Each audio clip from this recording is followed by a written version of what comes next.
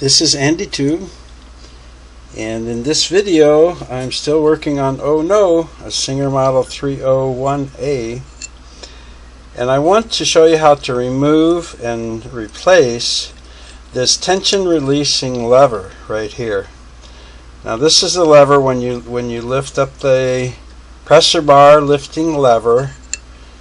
It rocks this lever on a hinge screw over to the back of the needle thread tension unit, and I'll show you when I take it out. There's a little part here that pushes right on the tension releasing pin that's in the stud that holds all the parts for the tension unit. And this is a good time to take it out because I've got the needle bar out. Now it's a little tricky, but you can reach over the top of this needle bar bushing, and the needle bar bushings are something that are set at the factory, and I really don't want to mess with a needle bar bushing unless somebody else messed with it and it's way out of whack. So I can't get my Chapman screwdriver and bits in this tight space, so I've got one of my older style regular slant tip screwdrivers in there. Now if your machine is really varnished, a lot of old dried oil in there, or you see rust in there and you want to use a penetrating oil or a rust remover or heat, go right ahead, because we don't want to damage that little swivel screw in there. It's tightened in all the way, but the end behind the head doesn't have any threads, and that's what allows the lever to swivel. So I'm just going to work my screwdriver down here. It's not a perfect fit. I'm at a little bit of an angle. But let's give it a go here. There. Oh, this wasn't bad at all. Okay. Geez, I can hardly even turn it. Let me try a narrower one since I've already got it loose now. There we go. I come from the side here a little bit. Now a lot of people don't take this out when they do a cleaning or restoration, and again, that's up to you. That's up to the person doing it. If they feel that they can get the area clean and everything in here is working properly, the spring's not bent, the lever's not bent, and they say, look, I don't want to take it out, that's fine. But I have seen these levers bent, and it's usually because somebody gets a machine and it hasn't been used in weeks, months, or years, and they lift that lever and it's hard, and they just keep lifting it and lifting it and lifting it, and something bends. So here is the spring back, so that when you put the lever down, the spring pushes the release lever away from the release pin. And then here's that little flat spot I told you that pushes on the back of the pin in there. So it's just a small, sturdy little tension releasing lever. And let me show you this swivel screw that I backed out here. Just a small screw here. It's not very long. I think that's why it came out pretty easy. It doesn't really hold any weight. It just keeps that tension release lever in place. And you see there's no threads back here. So when it goes in, the lever can swivel on that screw. Now when you go to put this back in, it sets real easy. Just make sure that your spring is still attached here. Sometimes they pop out of the little groove and they'll be loose. sometimes on machines I've seen a little positioning pin like up here that helps line up the this little spring, release spring, but I don't see it on the 301. So I would just set this down in here like that, and I've got to try and get the screw in there and get it started. It is a tight fit. It's a little bit tough to maneuver behind that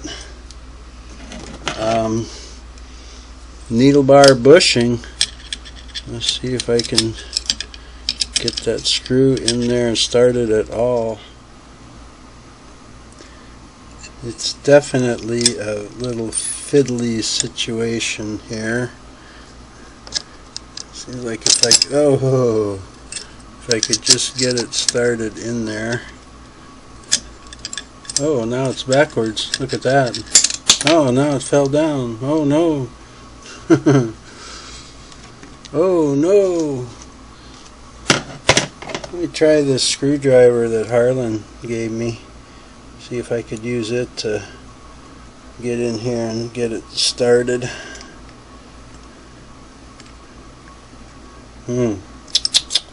It's just a weird angle.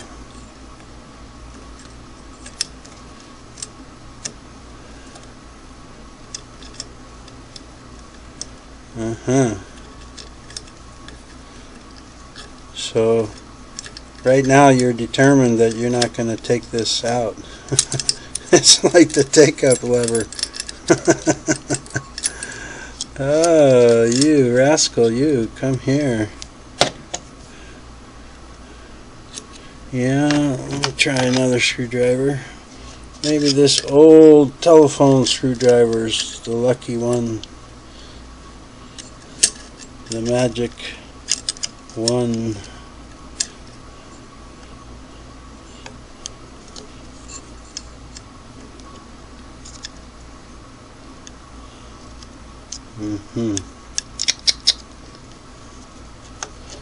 So I don't want to put it in sideways and strip the screw, do I?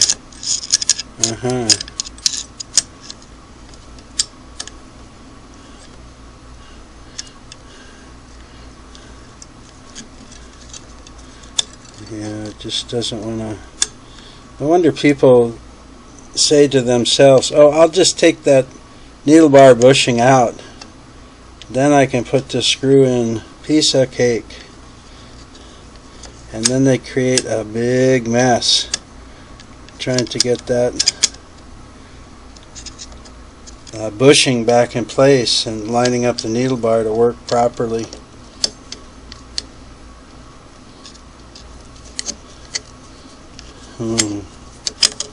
So perseverance, huh?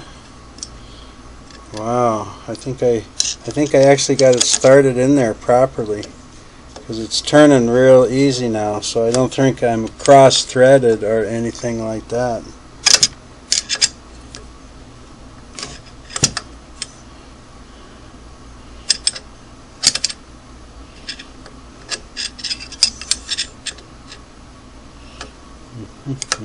I can't blame this difficulty on the. Oops, get it riding up here. There we go. This didn't want to pop up on the swivel behind the head. Just wiggle it and get it on there. I can't blame this one because I'm working behind the camera. It's just a really tight spot there. But as you saw, I don't know, what was that, a couple minutes of fooling around, but I got it in there, and it's nice and tight, and my spring is not bent or crooked. It's lined up good. It's swiveling very nice. So you put a drop of oil down here on the top of that head of the screw and let it seep down in there. Don't have to oil that very often. I don't think it's even mentioned in the instruction manual to put oil there, because it'll just swivel. Nice. Okay. So if you wanted to take that off for cleaning, or to replace a broken spring, or to replace the whole unit, which I've had to do because it's bent. Now you've got the idea of how to do it. And I'm internationally known for my lack of patience, and I got it done. So I'm sure the average person could do it easier than I did. Okay, there we go.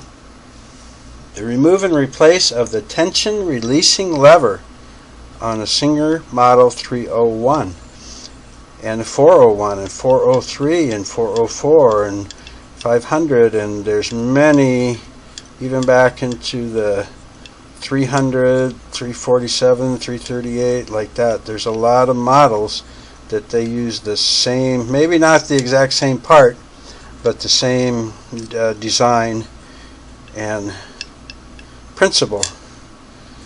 Thank you for tuning in. I hope you'll come back and see the next video in the series with, oh no, a Singer Model 301A. Take care.